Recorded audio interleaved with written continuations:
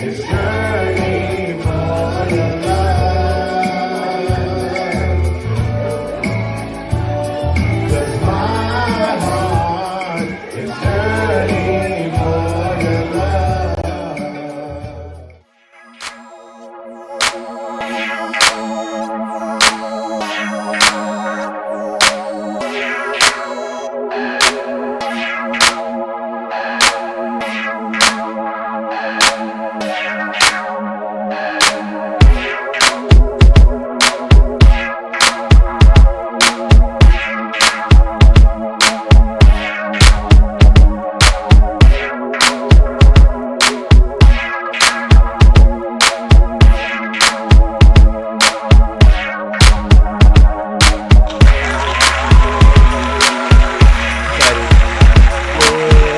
buddy.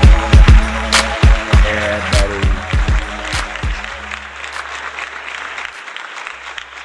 Hey, I'm Aisha the comedian. Welcome to the Lifestyle Night Party Show. buddy. Yes. What's going down? Hold up. You didn't give them all of it now, partner. What you doing? You didn't give them all of it. I didn't get my whole intro. That is Come on. busy texting. So I'm Big Body Isha, your baby daddy's favorite ex-girlfriend. There we Hey. go. My turn. Oh, hey, what's going down? Why It's you all- Thursday. It's your boy, comedian Mike Shaw, aka the stolen co-host, aka Mike Triple, aka Let's go. It's Thursday, man. Thank y'all for joining us. It's the Lifestyle Night Party. What's happening, partner?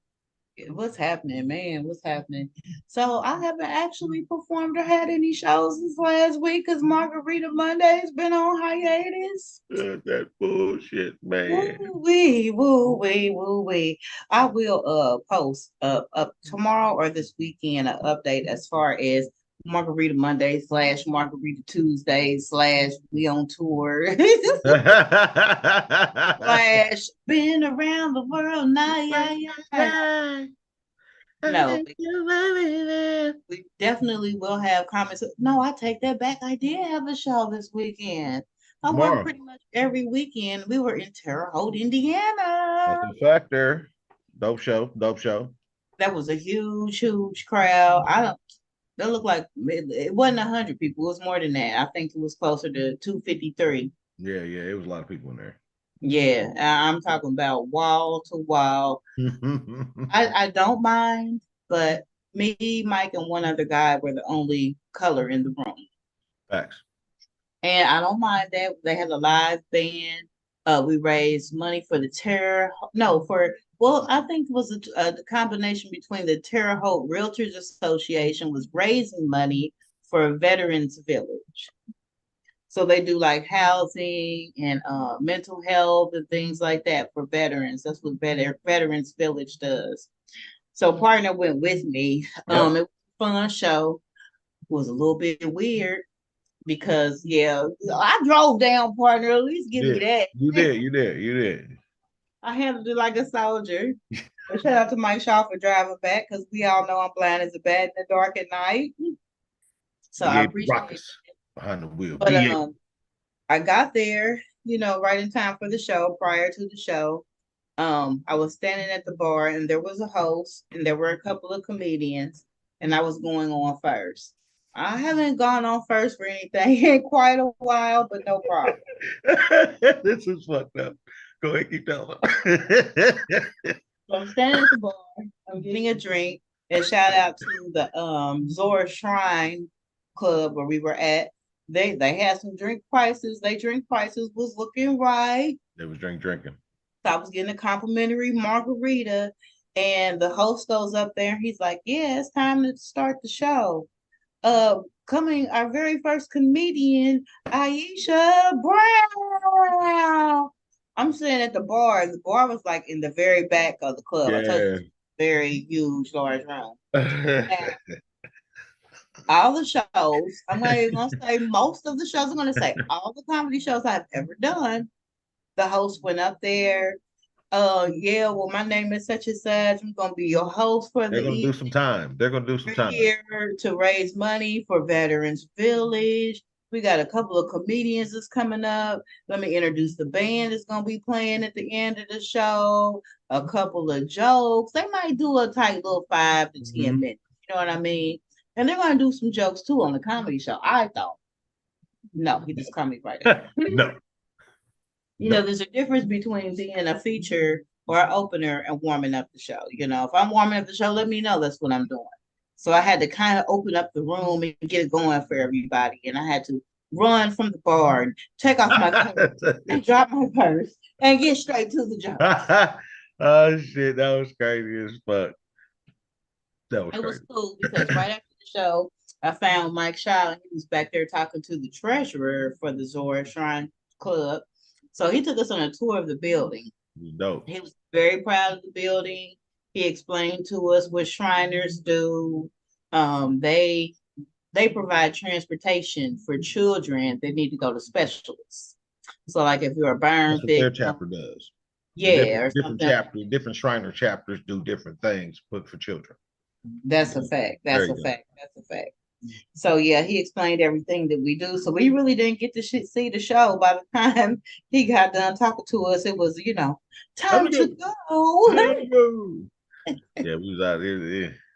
Our bad guys. Our bad. But we definitely made a good friend in him. He was a cool guy. He was very proud of the building. They were on the Indiana State University campus. They said they weren't good neighbors.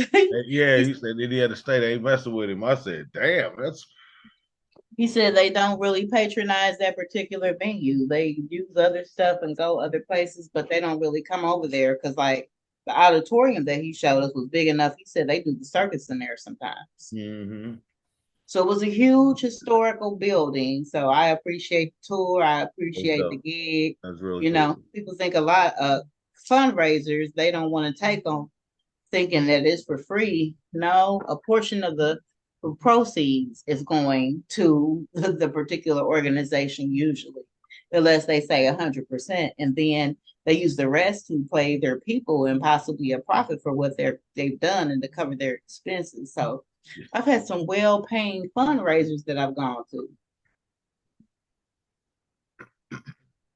Mike Shaw, you don't got nothing to say, nothing to add? Look, I'm looking at this picture on the Like Minds page, just catching all my shit. I'm no, So moving on, then we went to the fountain on Friday. yeah. So yeah, we definitely did go and check out the venue. We chilled with DJ Wood, all that good stuff. If you're watching the show, we are looking for different food trucks to come. That venue doesn't provide food, so we'll need to have some outside food for the girls and guys. A young lady reached out to me. Shout out to the water lady, Wynette Nance. Uh-huh. I'm gonna send you the info. But I told her to put me a little menu together so we can put that out. You know what I'm saying? And try to get Cool. that. And I have one to add. Me and my sister, we did a Father's Day event at Riverside Park one summer. You didn't make it, Mike. But we gave away free barbecue, free liquor, free sides for any fathers that were in the park with their children. Beautiful event. So I'm gonna use one of the weeks for the vendor that came and did that barbecue for us. That's You dope. know, it was yeah, and it definitely was. You know, we put out some invites, we served some people, but hey, it was guys and girls and people coming up like, why can't we get a plate? Well, you ain't got your kids with you, but And you come on up off of 15, 20 with a drink, you know, you can get whatever you want off this mother. like, let me call my mama and get my baby real quick so I can get a plate. Because I patronized, shout out to Kim, my friend from high school. She bought a bounce house for the kids. We had a cotton candy machine. We had a big Bluetooth speaker that played music. Oh, So yeah, all of that was out of me and my sister's pocket, and we did that for the men. So it's some women out here that appreciate a good daddy, Mike Shaw.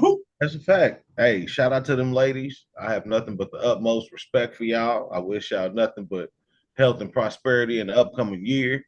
But to these other mother, Let me turn on my light. I got my Um, stuff set up and I ain't even got my light on. oh, but let me give a shout out, partner, while you're doing your thing. Today I went to a balloon release for my man Obi Dowdy. Shout Um, out to Shout out Obi. to Obi, man. Rest in peace to Obi. His brother reached out to me, and Mike's been my guy. Shit, I think me and Mike went to elementary school together. If not elementary school, I know for sure we went to seventh grade together. But I probably haven't seen Mike since we graduated high school. Mike reached out to me, hey man, I'm having a balloon release for my brother. Could you make it? And I was like, man, I can make it. You know what I mean? I made it a point to make it today. Now, me and Obi weren't close. You know what I'm saying? I saw him in the hallway. We had mutual friends, so that's how I would always run into Obi. But he did one thing that was like real stand up type shit. And at the balloon release, they was asking people to talk about it, and I didn't really want to talk about it. But it was something that happened like I was in the seventh grade, and they do this little hazing where they go around and like beat on the seventh graders. When you're eighth grader, you go around and they just try to beat on you and shit. And so we're in the we're in the locker room because we just had gym. So we're in the locker room, we all getting changed and shit. And so a bunch of it was like maybe 3 or 4 eighth graders came in there, and they was like, oh, seventh grade beat up day. And so man, what? So they came in there and was getting ready to try to pummel on us. And Obi was like, nah, man, y'all chill out. You know what I'm saying? He was like, man, come on, man, get on out of here. But he knew that the ones of us that was in there were friends with his brother. You know what I'm saying? So he wasn't, Get off, and we he's was on the chilling. football. Get off, he's chilling. Yeah. We was on the football team and shit with his brother, and we knew Mike. Mike was big than a motherfucker, but Mike was cool. He been big like that since he was about 5. Man, Mike still. Cocky and having muscles. He been like this. I So saw in Mike other, today. I said, God damn, boy, this nigga should their be dad doing is something. cut up like that. Their dad is cut up like that. So Yeah, they that is live cool. a couple of doors down from us. I will tell you, Denisha Brown, my sister, shout out to her. She's married Obi and Michael Daddy in the backyard of their house. We used to play weddings. We used to Yeah. play church. We used to get in the car, old cars. Yeah. Yeah. Goddamn So sister. she But married yeah, my man, that was really dope, and it's cool to see people from the neighborhood because we kind of, if you grew up between that 49th and College and that 49th and Keystone area, that accordion, goddamn it, everybody knew everybody. So it was real good seeing a lot of people that came out. That was real dope. That I ain't seen since high school. That was real cool. So And see, I shout out to saw the Mike. flyer. I didn't know it was today. I saw the flyer, but I didn't know it was today. I wasn't paying attention. I saw it, and I'm sorry that I missed that because yeah, that was my little down the street neighbor. Yeah, that was real dope, man. It was real dope. So shout out to Mike Dowdy, man, for putting that together, man. That's some brotherly love shit, straight up. Um, and thanks for reaching out to me, man. Shit, you didn't have to, but you did. You know what I'm saying? So it was my honor to be there. So shout out to you and your family, and prayers and blessings. What up, All partner? right. Well, it's almost time for our guest. Our I guest is, swear to God, man, the hardest working man in the city right now. I swear, I swear, I swear. So, I'm gonna tell him to go ahead and come on camera. Kiki, we are ready for our guest. Yeah. In the Lifestyle Night Party, we have our esteemed guest, No Sleep Ike. We'll get some Let's more go. information. He recently popped on the scene, but he popped on with a bang. Bang. So we're going to interview him and get to know him and see where he's coming from and find out about his upcoming events. Hold on a second. The award-winning No Sleep Ike. You hear me? The award-winning. Oh my God, I'm back at it again. Oh, There you are. Okay. Oh my God, a bunch I thought I was watching. I be watching, man. I be watching when I get pick it up. I don't steal, but I study. I study the greats. Y'all two of the greats, so I study. I don't steal though, but I do study. I'm a studier, not a steal. Thievery going on in the game, Jack. A lot of thievery going on out here, but I don't do no stealing. I study though. I will study, man. Thank y'all for having me. I'm Mr. Oh my God, I'm back at it again. It's me. What's going on, y'all? Yeah, What up, hey. Ike? And if y'all watching this live stream on YouTube, make sure to hit the subscribe button so you can get notified every week when we go live. Welcome to the Lifestyle Night Party Show. Sir. How long you been doing comedy? I just hit my year anniversary, believe it or not, last month. Let's go. A year, that's it? A year. Now I've been studying and wanting to do it for a long time though. So I've been studying. I'm a studier. I'm a perfectionist in a way. I like to know what I'm doing before I get into it. So what made you start studying? What made you say, you know what, I'm gonna come on stage. I'm going to give this comedy shit a try. Well, actually, what made me really do it, I'm an entrepreneur at heart. I'm a hustler, so I get bored easily. So because I can't sell drugs, that's why I got all them businesses. It feel like they're kind of the same thing to me. You know what I mean? Whatever hustle it is. So one day I was finna do a roadside assistance business. And I ran upstairs and I told my wife, I'm finna take 8,500 and do this business. She said, boy, please, we got enough businesses. You don't need nothing else. So I kind of got mad and I went in the garage. And when I get mad, I get in my little space and I talk to God. And I was kind of mad. I'm like, man, shit. God was like, man, you the investment. Invest in you this time. You don't need no money. Invest in you this time. So the next day I went and did comedy on some mad shit, on some fuck it. I'm gonna get out the house and go, you can't not tell me to invest in me. So I said, fuck, I'm gonna invest in me then. So that's what this like. I told you to go do. Where was the first place you did comedy at? I went to Crackers first. People roll on the floor laughing, but I tell them that I am from Indiana, and yes, we have a comedy club called Crackers. Yeah. I went to Crackers first. Yeah. But that's the pro stuff. So the very first time I did Crackers, they say do 5 to 7. You can't say fuck. I don't even think it's 7. I think it's a type 5. Yeah, it's a type. I was up there talking and I didn't know nothing about comedy or nothing like I do now. I ran over my time. They had me stand up on the stage in the dark with the microphone turned on. Damn. They ain't about to give you the we got the wrap it up sign and all of that, Yeah. Was that the Crackers downtown? Crackers downtown, yep. I'm so old school. I did Crackers in Broad Ripple. Me wow. Too. That's where I started out. On 62nd in college, the old Crackers. Yeah. Y'all been doing it a while. Man. Yeah, because they used to have 2 locations. So yeah, they turned the microphone off on you. So they wanted you to perform. Now they don't do where they only want you to perform one place, because back in the day they only wanted you to perform there. It was some bullshit. Yeah. So we didn't have Helium back then. We had Morty's. So if you were booked in Morty's all the time, Crackers wasn't messing with you. Wow. Yeah. So it's a little political, like everything. Yeah. It was comedy segregation in this. It's a little politics in it. It's a little politics in this. We're not bussing. We ain't bussing. Not at all. Yeah.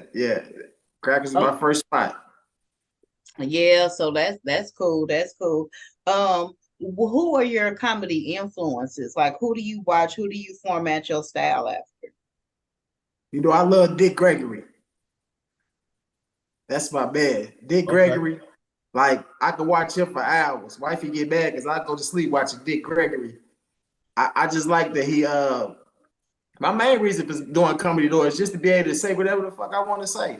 You know what I mean? I'm that kind of guy. You know what I mean? So I feel like now I'm a comedian. I've been using it already. I say what I want to say because I'm a comedian. So Dick Gregory, Rudy Ray Moore. You watch old comics. Yeah, okay. Yeah. That's how I know you serious. You for real when you study the veterans. Yeah, they're my guys. Richard Pryor, he my fave. Red Fox, they're my guys. They're my, Bernie Mac. They got the Dead Comics Party coming up at the White Rabbit Cabaret, where you basically come and do a performance as your favorite dead comic. That's dope. I see that. So you think you could come with a Rudy Ray Moore set? I could come with Rudy Ray or Dick Gregory. It's at the White Cabaret. I might want to go with Dick and just get on their ass, get on the white people ass. I'm kind of, I'm kind of like that. I'm kind of, really, so I can do either. You can do That's either. dope though. I can do either one of those. Those both my faves. Mike was talking about you recently won an award. Can you tell us a little bit about the award that you won in your first year of comedy? Yeah, shout out to my man Seven and a couple of the guys. What happened with that award was it was a hip hop honor award. It was his third year doing the hip hop honors, and they included comedy, this year. And they was going to be truthful, they was gonna just go with Cobb because that was the name that that was the biggest name.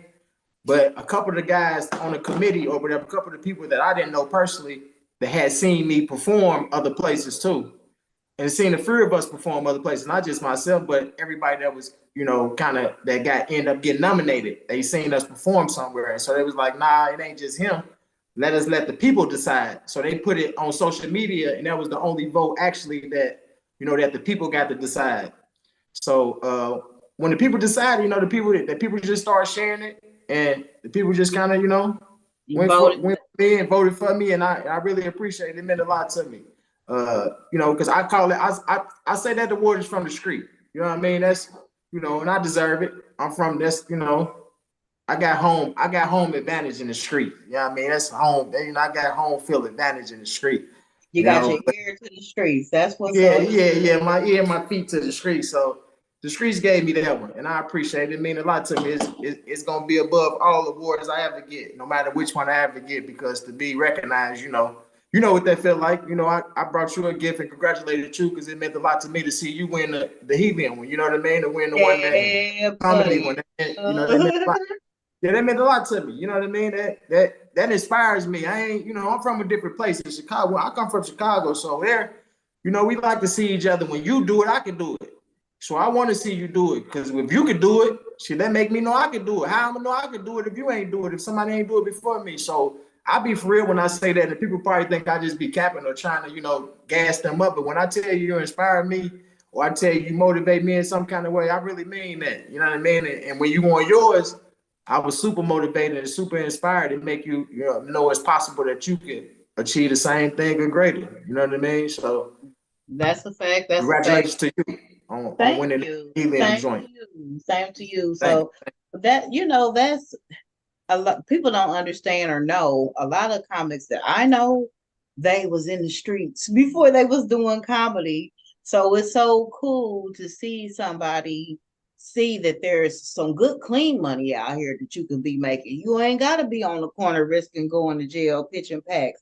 There's some comedy money out here to talk about all the experiences that you've done to lead you to this experience. Also, I've noticed, okay, so it's a lot of the same skill set. Because I used to have a nice little street side myself, and I gave that up. I'm a whole grandmama now, so got tired of going to jail and stuff like that. But it's the same qualities. And when you're in the streets, you got to do promo. Yeah. How they know you got the drugs. You got to promote yourself. You got to be texting people. Hey, I got a new batch. You know what I'm saying? That's nothing. Got to be a people person. Got to be able to network with people. It's a hustle. I say, if you ever been in the street in any type of way, shape, or form, when you turn that hustle around to something positive, it's really easy. People ask me how I got so many. It's really easy because when you did that, what we thought was easy, it was really hard. It's the hardest job. A drug dealer got the hardest job in America. Every transaction he got, he risking his life. He can't turn off that aggression. He don't know how to, you know what I mean? All that. But with this, you could just have good customer service. You can't. Yeah, you ain't got to worry about it. With this, they stank today. You can't be like you stank. You got to serve them and make that money. You know. Yeah, you piss him off. You hurt them feelings, motherfucker. He gonna make that call. Money management. You got to manage your money in comedy. You got to manage your money in the streets. Well, how many sacks did I sell today?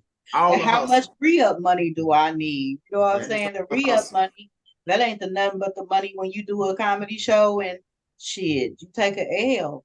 You done got to, it's the day of the show and you owe this motherfucker $300 and you only made $100. You know what I'm saying? The money skills come into play. Yeah. So there's transferable skills, I think, between being in the streets. Like nobody, when you in the streets, you ain't got no time that you got to get up and punch no clock. If you want to lay in the bed and not do nothing all day, that's fine. You just not gonna make no money that day. And it's the same thing with comedy. Yeah. That's a fact. That's a fact. You know, Now, Ike, I got a question. I got a question for you. Yes, sir. Because I'll be talking to Aisha about this now because I've always kind of been a budgeter. You know what I'm saying? Whenever I do something, I'll be like, I don't want to be cheap, but I'm cool with finding a good price, right? Correct. So with us doing this comedy thing, I was telling her us shooting more videos, to get ourselves to different states would be almost as effective as us just going to a different city or a different state and performing on the stage. What do you think about digital advertising as far as performing versus going and actually performing in one place? I think the advertising marketing with us as comedies and just any business, Mike, is the biggest thing you're gonna do. It's bigger than performing, it's bigger than doing anything. You gotta do both, but y'all been in it so long, you got enough material that now the people that we could get to, they heard it. You know what I mean? But it's the people that didn't see you yet, Arizona. But digitally, if you just do the videos and set them up right, I tell a lot of people don't put the $50 behind the Facebook reel. It tell you boost the post. You know what I mean? Then once you hit the boost the post, it tell you where you want to boost it at, where you want me, who you want to see it. You can say all Arizona without ever being there. You can say I want California to see it, boost it in Cali. I don't want to boost it in Indiana. I don't care about it. I throw 20 behind one, and or 15 behind one, and it just don't see take what much either. You're right. Nah, and they do it for you, so you ain't got to keep sharing and sharing and sharing and sharing. They gonna do it for you, and it's gonna pop up. So you absolutely right in regards to when you got the material to do, what you're doing. Because my thing been now, Mike, is just conquering what's close to me. Like I've been in Chicago, moving around there. My next place is Detroit because it's close. It's 4 hours. I don't mind taking that 4 hour drive and driving back 4 hours the same day for that 5 hours. Because I'm God's favorite son, Mike. He ain't gonna keep doing me like that. He ain't gonna keep letting me drive 6 hours for 10 minutes. I'm his favorite boy. He ain't gonna do me like that. That's where it starts though. And a lot of comments, he ain't gonna do me like they that. don't want to put no money behind that. And I'm like, you smoke $500-600 worth of weed every month. A lot of motherfuckers do. And I'm like, so you mean to tell me you wouldn't gas up your tank and ride to Cali, or I mean not Cali, but ride like to Chicago or like you said, Detroit, to go do an open mic, a free show that you're not being paid for, to basically present yourself. I'm still doing it. Like you said, I want the money in Indiana and Helium. But they, like if I go to motherfucking Idaho, they ain't never heard of me before. It's plenty of money to be made up there, but if I met an opportunity and they was like, oh well, it's $100, well, I know it's gonna cost me more than 100, but if it's a place I really wanted to go to and check out anyway, I'm gonna go there, give me a little Priceline room, get one of them express deals, and check out how many stars this motherfucker got, and go on and get out there and introduce myself. Oh, hey partner, after that one experience we had in Atlanta, I don't think we need to get no more Priceline rooms. Well, you know what? Priceline was fine, but I'll let you pick the room that time, partner. And now we about to get into it. That's the one time that I let you pick the hotel. That motherfucker was fucked up. We got there. The ceiling was falling down. They put us at a La Quinta. They put us at a La Quinta. The sky was falling down. 20 honeys you go to La Quinta, you ain't there to sleep. Man, they all Middle Eastern owned. You hear me? Them motherfuckers, they don't give a fuck. Like booty in it, motherfucker. And then, like, how you go under the underpass where you park to take out your luggage? It was like the ceiling looked like a tornado had came through that. The awning was hanging down. It was. I know about the Beckley Motel because I was a driver, so I know about them. We budget as drivers. We'll slide at a 45, 49.99. No, buddy, no. Them extra ends. Like if they give me a room If you only got, it's $50 for a room, don't worry about it. I got the extra money. Just give me the 50 and I'm gonna give me some nice shit because listen, I'm Man, I had some. I'm gonna tell you, big body. I done had some romantic nights on the top floor of the Red Roof Inn. I ain't gonna do all my motels. I done had some hell of a nights. Talk that truth. Talk that truth. I had some hell of a nights on the top floor of the Red Roof Inn. That's when the rooms was clean. You know what I'm saying? The housekeeping. You just gotta know what to say. See, I was in the street. You got to go to the Red Roof Inn. They always got one that's remodeled for the owner. So you guys just tell them, man, let me get that new joint, the remodel. Well, see, got some deals, some hookups. A lot of them veterans is getting them Marriott rooms for $50 a night. So you guys gotta find the fuck. You find an employee, you got it. Our rooms when I worked at Marriott, our shit was $30 anywhere in the world. That's what I'm talking about. So you find you somebody that got a deal. Wait. What you just say? What you say? When I worked at Marriott, our family rooms, it was $30 anywhere in the world. They rooms be like $30, $50 if you're an employee. I might apply for a job with them to put this insurance company. You still do they take? Do you still work there? You still got the disco card? No, I don't work there no more. Yeah, I used to work there third shift doing night audit with the numbers and shit. Yeah, I used to tell their ass up too, Mike. I used to 2 rooms for me, put them in maintenance, and one of you niggas gonna come in there tricking and ain't got no credit card. I'm gonna tear your ass up. I need $250, $300, and you gotta leave when I leave. Your checkout time ain't 11 is when I leave at 7. You better be going an hour before I get off, nigga. You better be going an hour before I get off. Yeah, because you come down here talking about you got a room, you ain't got no room. You gotta leave when I leave. Yeah. I swear to God. Now see, we got a pass. I got a pass. Hustling. Me and Mike, we done been as far as Cali. We done been to Charlotte. We done been to a few places. We normally go for like an Airbnb. Airbnbs be cool because when you look at more than one person going, we like, okay, so 2 people paying $90 a night for a night. Yeah, Airbnb, you got more than one. Yeah, you got more than one. It's best to get the Airbnb. Oh yeah, the space. You can't beat the space. You ain't on top of one another. You know what I'm saying? You fart, you can fart in your own room. You know what I mean? We have them filters. Them filters be helping out. We need the entire house. Yeah. Because we have once again, let Mike do the booking. Oh. Bad book. He can't book a good room. No. Don't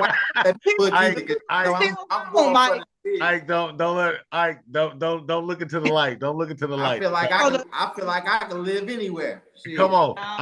Well, I can too, but not if they still there. Like we thinking we got the house. You better tell this man the truth. And they were still in there with y'all. It was a room situation. It was. You put the co-op. Nigga with a whole family. You hear me? Co-op. Hell no. Wait. This is what happened. This is what happened. Part of you got to tell the whole story, right? What happened was, tell the truth. we went down there for the conference rock. There was a small snafu for partner. Partner had to take care of a snafu at the crib. Well, I was at the Motel 6. The Motel 6 was cool. You didn't want to stay at the Motel 6. No. See, that is not correct. The Motel 6 was like $800. Partner ran into a snafu. I said, hey, we need to find an Airbnb to save you some money because of the snafu at the crib. So I looked at the Airbnb, found a little spot. I was like, damn, this motherfucker got a pool, all kind of shit.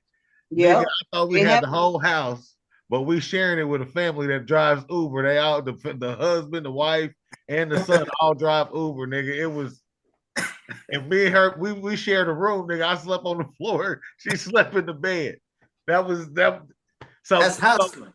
So Mike Shaw made the adjustment because of the snafu. Yeah, got to do it, man. That's cool. Hustling. That's important. Problems at the crib. Now, what's the difference? Let's talk between the shit I book and the shit you book. Because we ain't had no new construction type shit in Atlanta. like the last one we went to, it had a hot tub in the back. Facts. Everybody had their own room. It was a finished basement. They had their own. It was a couple of bathrooms. The girls had a bathroom. I had my own in my room. On that pick partner, Jumaine, you did your thing, man. I did my thing. So better at it. Partner, he got two. I'm like you, Mike. I'm going with the deal. My wife don't let me pick because she know I'm going with the deal. I'm going with the deal. I'm going with the deal. Been double in that motherfucker. We gone. That's a fact. That's a fact. $130. We here all week. Let her pick. $100 don't get us one night. Yeah. Come on.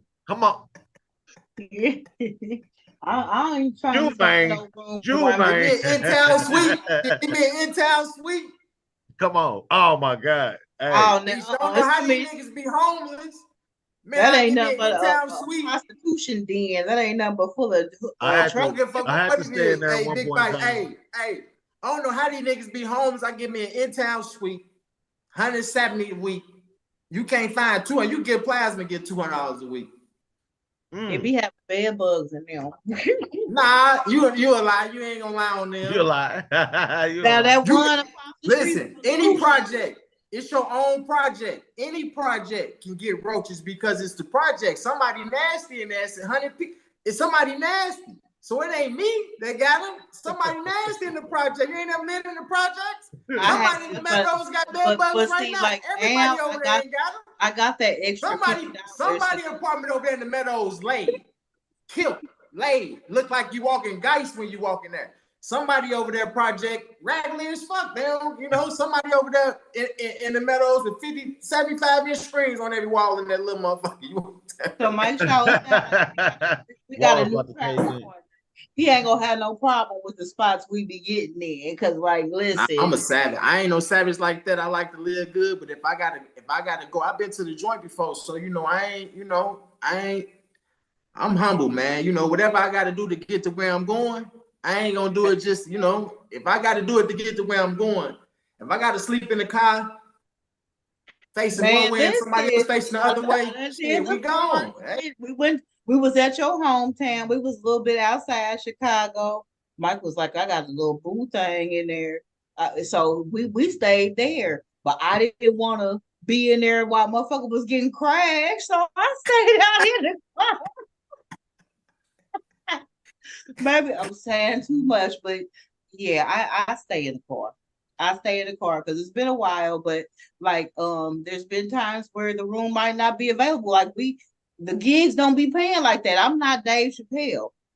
Mike ain't either. So if the room ain't rooming and we just got one of them motherfuckers, you get in your side on the queen size bed. I'm gonna be on my side. I appreciate it. I know he gonna take care of the nighttime. Joe and Chico DeBarge back to back. None of that shit, My belief is that's how we all get there quicker. It's together. That's just what it is. You got to have a team, and it ain't got to be no kumbaya. I hate my business partners. I ain't gonna lie. I don't like them niggas.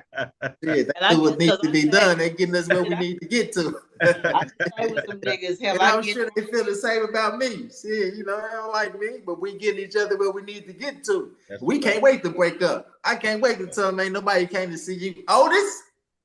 I'm gonna get them niggas they walking papers. And there's a few things you should know about staying with us. We not finna get up early in the morning. We some motherfucking late nighters. We might have laid down at 4. If we got some place to be at 8, we going at 9:30. Like that's this. I'm no sleep though. I'm no sleep, so I go to bed late, get up early. I start my day about 3:30 in the morning. I tell people I take the blanket off the sun so everybody else can enjoy their day. You know what I'm saying? You wake the sun up, shit. Yeah, I wake the sun up. If I find a quarter after 7, shit, my work done by 7. If I find a quarter after 7, it's extra shit. I done did something. That's a long day. You talked about other businesses. What other businesses do you have?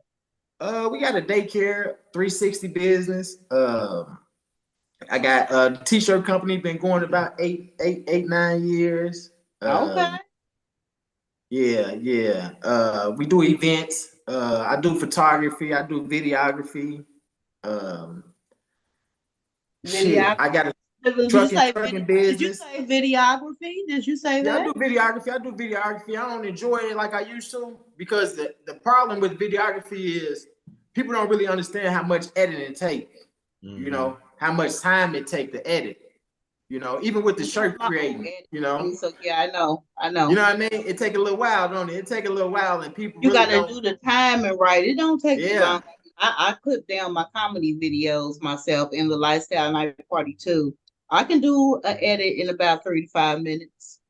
yeah. But comedy reel, yeah, something like that. That's that's Now, a pretty. other than that, that's all I know how to do. So, Yeah, yeah. compare it to that. Yeah, yeah. But when you're doing like weddings and shit, music videos, and you got to sync the music with the mouth and all that shit, it be, people really don't be want to pay you for your time, especially the black people. So I hate to say it, but I kind of pick and choose my clients, and I kind of got the same clients. I don't really have to do a whole lot because the ones that do come, when they come, they come.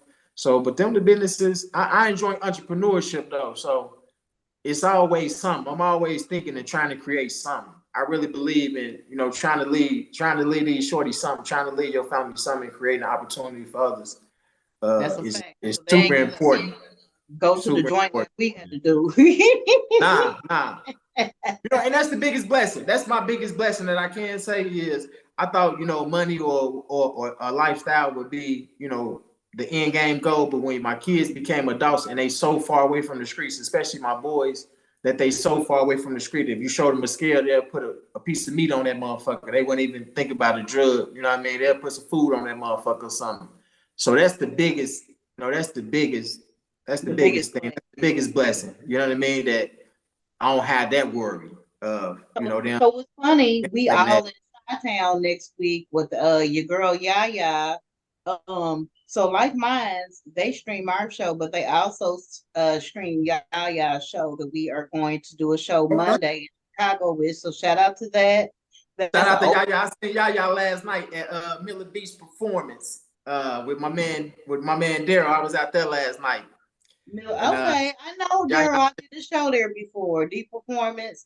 And then yeah, shout out to our friends D Man D and man, Big Daddy shout out to Doug. D man.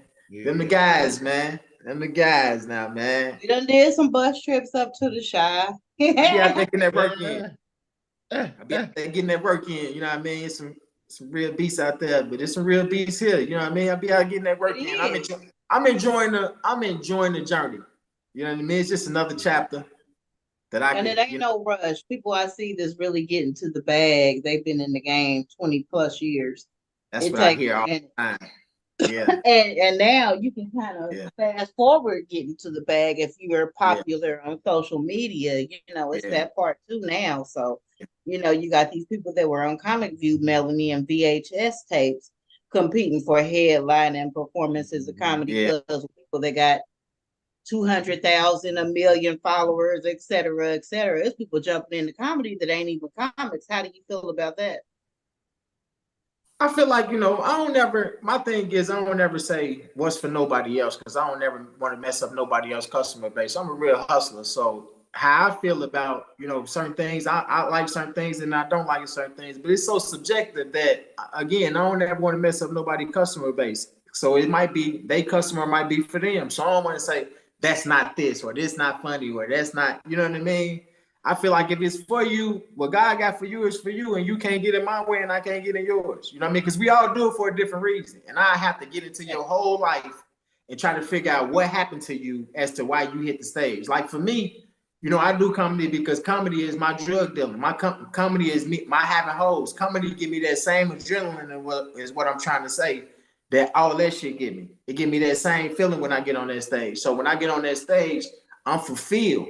So another motherfucker running the race and looking at me and might be trying to compare themselves to me when my finish line ain't their finish line. Your finish line ain't my finish line. I'm fulfilled just from from that. I don't have to have that urge of the streets. You know what I mean? I don't have that urge of I gotta have a lot of women. I don't have that urge no more having all that. So comedy fill that gap for me with that. You know what I mean? So everybody do it for a different reason. So I never try to figure out or fuck up nobody customer base. If it ain't for me, I don't fuck with it. And that's just what that is. But it might be for somebody else. Well, I appreciate your positive spirit. So tell me That- 5 comics that are current on doing tours or on stage now that you would like to feature for. I just got to do one with Amber. Amber's tight. Amber's tight. So I wanted to do one with her, and so I just got to do one with her. Shout out to Amber James, Comedy Bay. Yeah, you mean here where we at in our city or just period? Period. Okay, I want to go. I want to fuck with Corey Holcomb.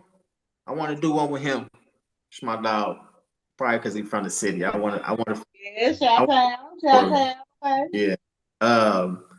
Chico Beans. I want to fuck with Chico too. Okay.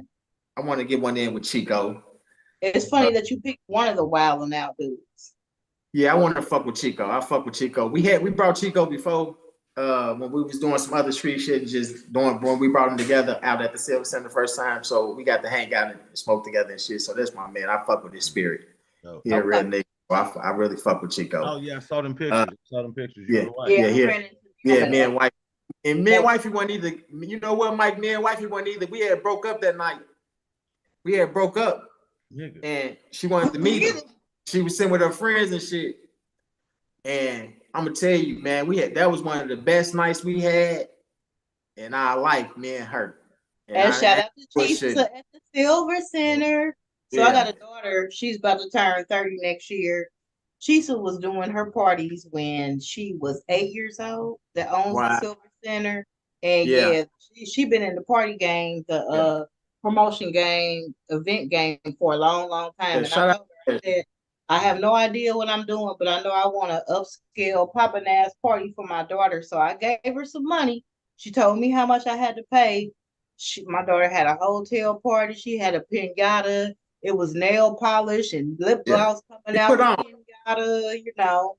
Yeah, she put on, and again, she one of the ones too that people don't be knowing that, you know, inspired too, because when you can, when people think it be small to people, but anytime us as a people do something, when you can put something together and take it from here and make it and transform it into, whether it succeed or don't succeed, and transform it into manifestation in real life and put it out here and see what happens, that's big to me.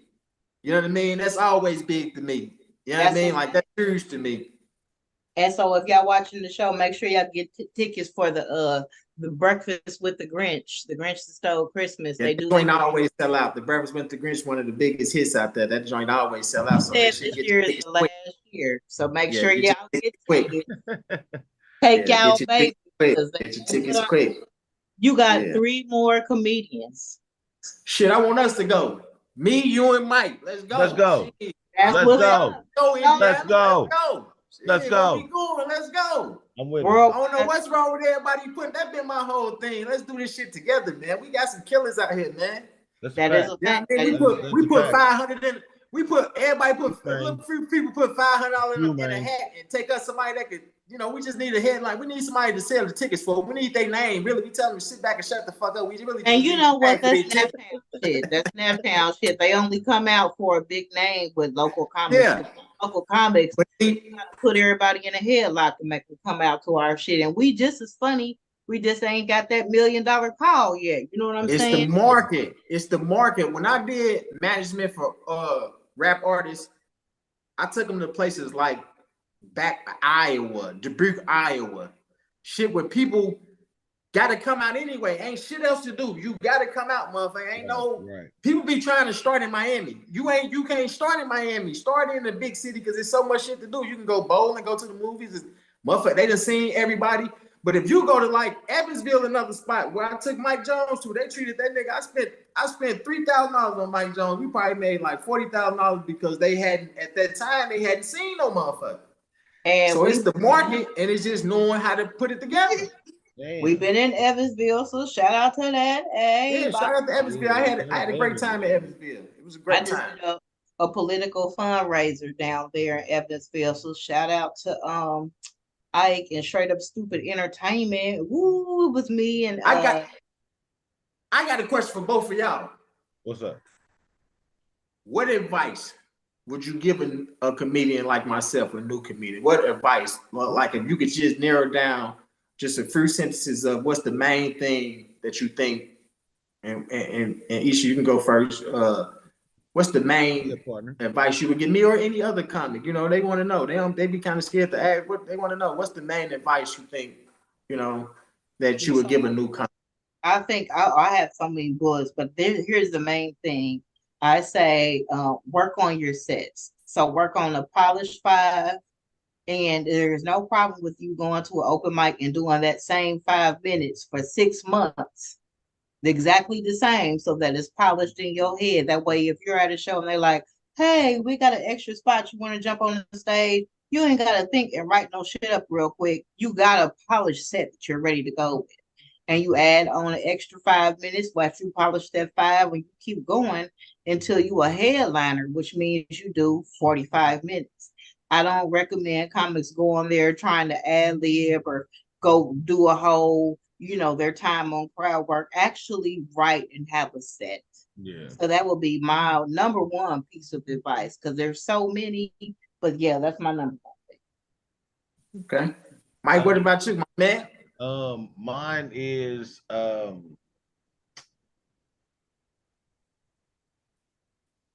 comedy isn't always about being a villain.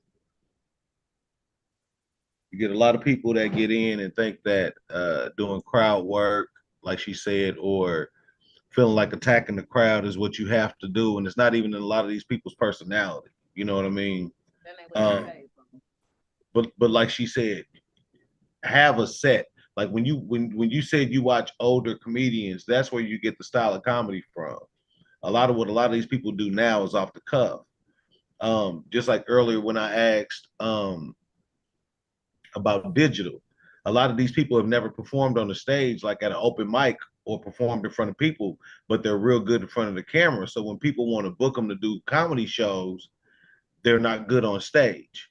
You know what I mean? So it's all about making sure that you are who you are. Some people like to want to play that villain. They want to, firsthand. We don't get into it. Firsthand, my brother. When people try to play the villain, certain things, happen. You don't never want that. You always me as a comic, I always want my crowd to be comfortable with me. I want people to sit around the stage. I don't want nobody. I ain't gonna sit up there. He gonna talk about me. And I only talk about people that talk about me. Other than that, I got a set for you. I got shit to talk about and topics. Make sure you got topics, different topics. I remember at one point in time in the game, a lot of comics in the city were talking about cougars all the time. I was like, why we do open mic and 10 comics come up and they I was with a cougar last night. Goddamn, man, like goddamn. What else you got? You know what I mean? Like you 40 yourself, nigga. They ain't cougars to you, nigga. Them is primates. Them is your bitches right there. What? So, but that's my thing. Good word. You have to adjust to the crowd. You might have a certain set in mind, and you arrive, and it's everybody's over 55. So the set that I was reverse. Yeah, for crowd versus what I would do for Helium versus what I would do for a church. You have to go a little bit early, read your crowd, and do appropriate jokes for that particular crowd. Since you just said that, Ike, you just did what was it, like a women's empowerment situation? Where they got a women's retreat out in Chicago that they do every year. Church, a pastor, she's a lady. I don't remember her name. I forget her name. Sweetheart though. They was all nice. I just did that in Chicago. It was very nice. It was a Christian comedy. How much time did you do? Hour. You did an hour clean? Yeah, it was clean. I know that baguette was nice, so you had to keep your mouth together for an hour. I for an hour, Nick. It was fun. And you still got in your head. I know the whole time you were saying, "Watch your mouth. Watch your mouth." You still got you know what? I don't get too ratchet, really. Mine ain't too, I talk about the baddest thing I talk about really is drugs. I don't get too weird. I'm a real guy, so I don't really get too weird. Like I Okay. I change a couple words, you know what I mean? Okay. When I talked about drugs, I'm gonna give you an example. You know my thing when I be like, I paid 2 grams of fentanyl for my wife's ring. Uh-huh. All I did was switch it to 2 grams of washing powder. I said, I can't God send me that lesson. I told God send me that lesson. I had to go get some That is- I don't know what he was, but It's stupid. That is a very skillful Washing thing. powder. you know the coldest thing that happened there. That's why I came up with my joke. I came up with my joke where I tell her, if ladies, you ready to have a good time? If you're really ready to have a good time, take off your wig and put it on the table, right? I already had said that. Now, a lady walked in at about 40 minutes. Now, I know y'all done a long time before. When you're doing a long time, it's a little space in there for me about that 40-minute mark, because it happened to Anderson too when I did the hour clay, where I get tired of talking really myself. I'm really tired of talking. I'm tired of laughing. I'm really tired of telling jokes at about 40. I really never want to do that. I really want to be the 15, 20-minute guy and go hang out. Stay between that. You want to dab, get the fuck out. I don't want That the job. feature spot is perfect. Because I headline a lot. Yeah. I'm a way better feature. Let me get in and run Money. all my good shit and get Yeah. off. Like, because the I rest do my 20 and go about my business. I is don't wanna funny, be but that's you a have to job. you But got to it's do true. some filler stuff. And, I'm working. So a lot of comics here in Indianapolis feel like they're a headliner because they're the last person at the open mic, or they got to close out a show. And I'm Okay. looking at people like Dave Chappelle. I'm looking at Lunel special. I'm looking at some more special. And I'm Okay looking about like, so do your hour look like they hour? Can you even talk that long? Can you even stand up there that long and actually hold the crowd? There's a lot to be said for headlining the room. We get a lot of comments Yes. because they're last. They feel Nah. like they a headliner, and I'm like, I don't care about that last thing. I don't care Look at about that. headline. Give me that 15, 20. And let me go about my business. Titles go on checks. You know what I mean? That's what I always tell people. I don't care about This they nigga, used to try to give me a supervisor job nigga. all the time. Come to you with that new supervisor shirt. And I used to tell them, man, if you don't sell that shirt, send that shirt back, give me that money too. Put my title on the check. Don't put my title on no shirt. Give me no extra new pen and none of I that shit. definitely can headline in the middle of a show. I don't have to be the headliner. It's your job to have to follow me. So if you can't, Yeah. you headliner on the flyer, but I'm a headline this motherfucker in the middle if you can't follow me. That is that. I be feeling like they don't remember you if you're memorable. That's it. Be memorable. That's a fact. Just be memorable. Fact. And if you be you and don't worry about none of that shit, I think you'd be better off and you just be. And I think, women in comedy are underestimated. They don't think we as funny as a male. Like I've gone to shows and hung around the crew, the comics and everything. They think I'm a tag along. They think I'm like the DJ's girlfriend or something. They don't even think I'm a comic at all. And I don't bring it to their attention until they call me up and they're like, you on the show? Uh-huh. And I'm about to tear this motherfucker up. So Yeah, make sure you tear shit down.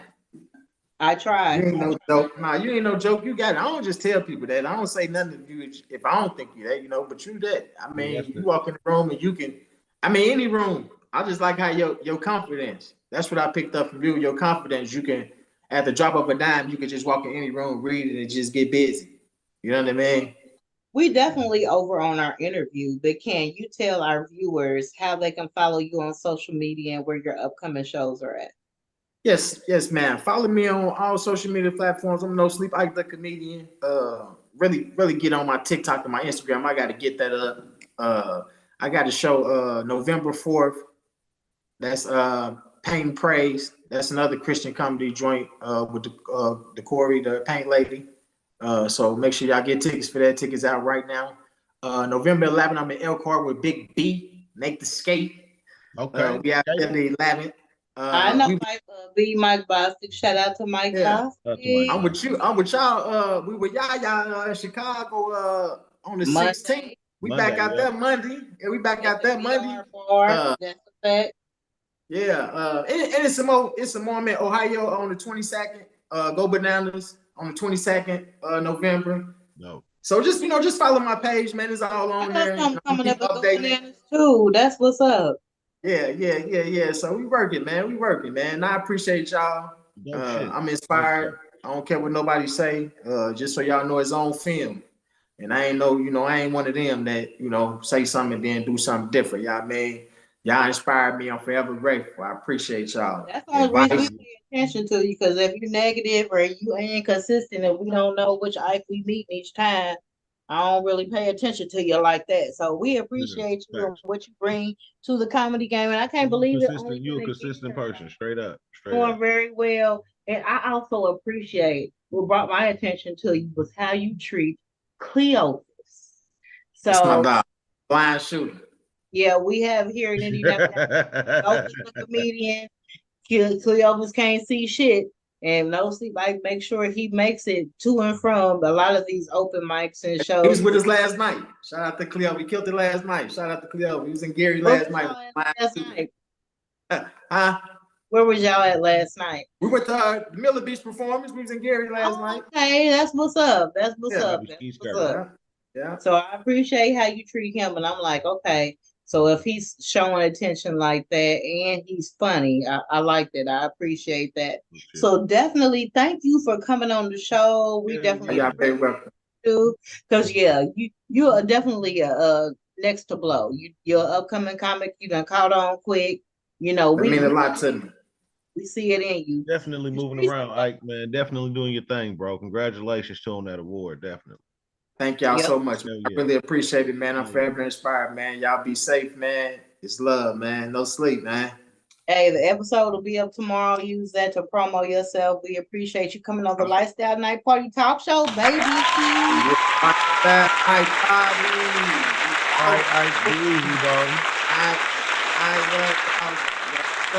Y'all tune in every week. Every week. All right. So it's back to the Lifestyle Night Party Show, and it's me and Mike Shaw, and we're gonna go over a couple of shows I got coming up, and then some topics. Tomorrow night I am at the 10th Street Pub with Troy Davis for a comedy night at the 10th Street Pub. Cool little spot. It's behind the Speedway, the little plaza or whatever. They definitely have good food. I didn't know, I got some little boo things to come in town, and we like a good brunch on Saturday and Sunday. You know what I'm saying? 10th Street Pub, they serve breakfast. You should find out they serve breakfast, y'all. Mm-hmm. You might want to have you some drinks in the morning and not necessarily be at home. You can go have you a couple of margaritas or Long Islands and some eggs and some bacon and some toast and shit in that motherfucker. Mary, huh? Yeah, I mean, whatever your pleasure is, they got it over there at the 10th Street Pub. So yeah, we'll be doing that show. I haven't seen anything about admission. They don't even got no flyer, but bring y'all's ass. Pull up. Like we said, we're gonna be at the BR Pub and with Yaya the comedian. It's an open mic. Yeah, you gotta show up at 7 for the open mic, and then we'll be performing and doing a show a little bit after. They said 50-cent wings. I said shit. I'm taking me a couple dollars down there. 50-cent. Brought me a 20 piece. I'm coming back with shit. Shit. Okay. Damn, partner, you said you get off work at 4 Monday? Yeah. Do I need to get off earlier? Shit, I get off at 4 too. We damn near gonna have to get floored to that motherfucker. Well, the open mic starts at 7. It's about a 3-hour drive. We don't necessarily have to be on the open mic. Now I can, tweak my time and get off a little bit earlier if I need to. Okay. But otherwise, I'll be ready to pull out at 4 p.m. I hope nobody from my job is tuning in, but I do get ready on the clock. Take me a little bath. I work from home, so I'll take me a little bath. 2 o'clock on my lunch break. Who are you putting on my lotion between calls. Judge me. Tell them I gotta go to the bathroom, do my makeup real quick, fluff my wig, and be ready to go, Jack. Because I'll gas up. Yeah, I'll gas up before I go to work Monday, and then I'll just come. Tight. And shout out to Bougie Lala Beats. I can always call her and get a beat on my lunch break. Get my makeup done so I can be cute and everything. And then drop that album. She can go back to being girly girl, but I'm waiting on the Bougie Lala album still. Yeah, you know what she said for her 30th, she was gonna do one.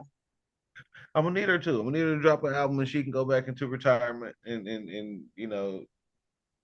keep raising Yep, someone. she got a master's, she works in security and for the bus company, and she's a mom, but yeah, she said she's gonna drop a new mixtape for her 30th. 2024 is coming.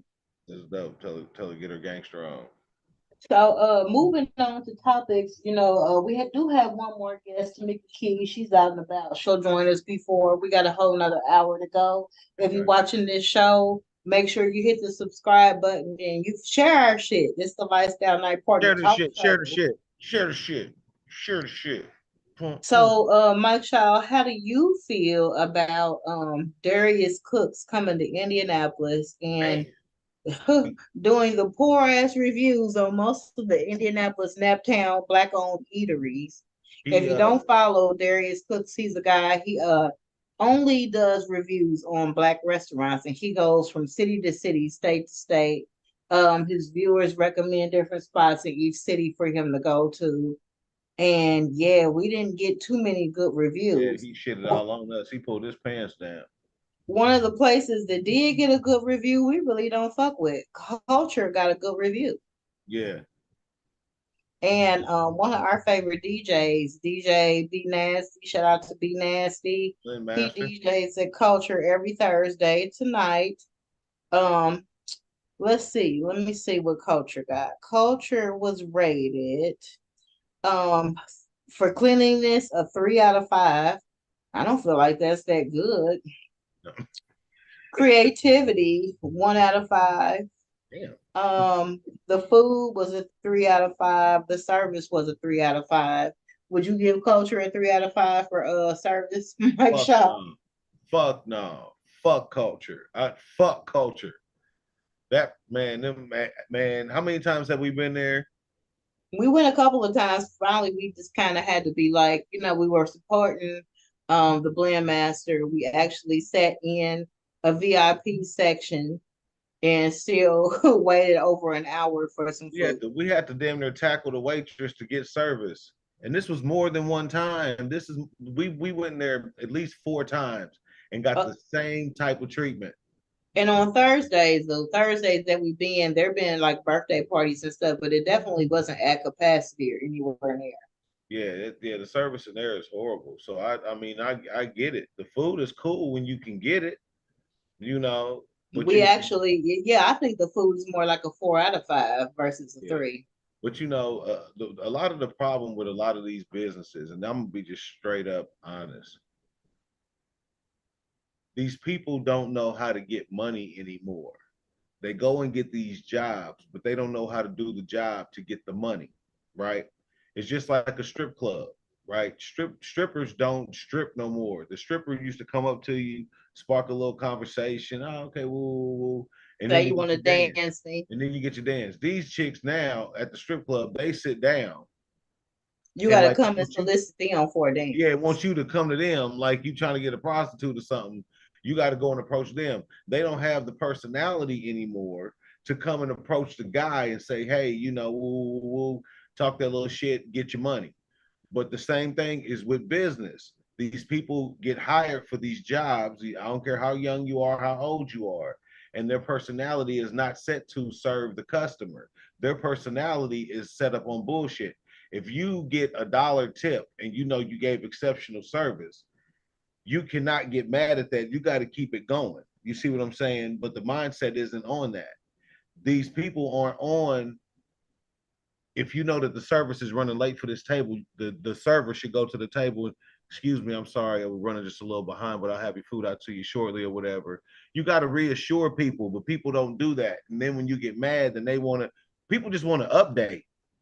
Or I feel like I'll be mad when the food is cold. Like it was up, it was sitting back there, and you didn't get to it expeditiously and bring it out. So now my food is cold because yeah, and you as a server should be cognizant and should be aware that somebody's food is taking too long.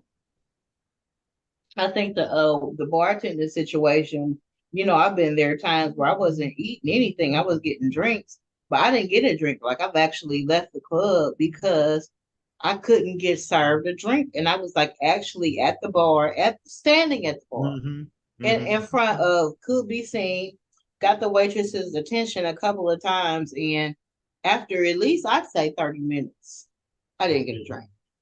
And it was a heavy crowd there, but I kind of felt like, okay, because maybe I'm here with the man, maybe because I'm with Mike and they're jealous. So let's separate and see if Mike can get served or I can get served separately. That was not the case. Same shit. Same shit. So yeah, culture was terrible. But what I don't like is how Naptown, Indianapolis, lets people come in from the outside or not from here and drag this city, because I've seen it from performers like Boosie, you know what I mean? And then Darius Cooks, you know. I think the problem for me was, okay, so maybe these places, a lot of the places he went, they are trash, and I agree they're trash. It's not a place that I go. But he added no value. Like I watched Kitchen Nightmares with Short. Okay, Tamika's there. I'll finish this thought and then go on. With Short Chef Gordon Ramsay. He'll do on Kitchen Nightmares, he'll cuss them out. They be having moldy food, they be having rat problems, all type of stuff like that. And he'll actually boost that business. He'll revamp their menu, and then oh, this is old and drab and this dark in here. He'll revamp the club, he'll remodel it. You know, I don't know how they work that out or they do the finance. And a lot of times they're struggling financially on the borderline of closing. So I'm assuming this show pays to remodel this place. Look at Tamika Key with the boobies. Hey, where you at? How are you, boo? Welcome to the show. Owner of Key Karaoke, famous singer, owner of the Tamika Key Band. I'll say the lead singer and the lead singer of the Unit Band. Welcome, Tamika Key. Hey, how y'all doing? We're doing great. Welcome to the Lifestyle Night Party Talk Show. If y'all seeing this video, make sure y'all hit the subscribe button, share our shit. We'll follow back. Share it, pass us along. That's a fact, Jack. And you can also inbox me if you're interested in being a guest on the show. So how was the line dancing class, boo? So listen, line dancing was actually lit as hell here at All Stars. Drinks were good. Food was good. Matter of fact, oh, did I leave my damn chicken? No, it's right here. Okay. So anyway, food was good. Drinks were good. Your girl cannot do these damn line dances. They was in there like 1 and 2 and 3 and 4 and 5, 6, 7, 8. Well, you do the Tamia dance just fine. All right. So listen, when I learned the Tamia dance, I was drunk as hell. Okay. That's when you feel Didn't think I was gonna remember it, but that's when I actually caught it. This right here, I feel like if you keep coming, you will learn it and you will get it. But as a newbie, man, you like a whole white girl in like a black family reunion.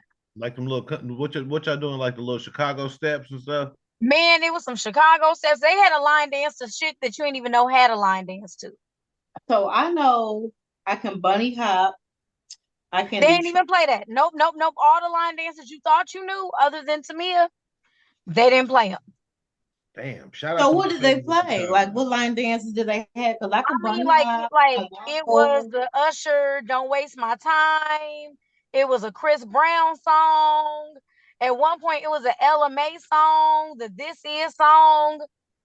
As we dance close. Listen, I've been singing that song for years. I never knew it was a line dance. Damn. Wow. It was really dope. So I would come back again. I'm gonna go home and I'm gonna YouTube it, right? I got 3 weeks to get it together because next week I got a gig. The following week is my birthday. So the week after that, I'm gonna come back to line dance. And I'm gonna be the beast because I'm gonna YouTube it. I'm coming because line dancing is an excellent way to keep your body in shape. Yes, and let me tell you, these old chicks was killing it. I do safe shit, and you know, hanging around the elders, the older people.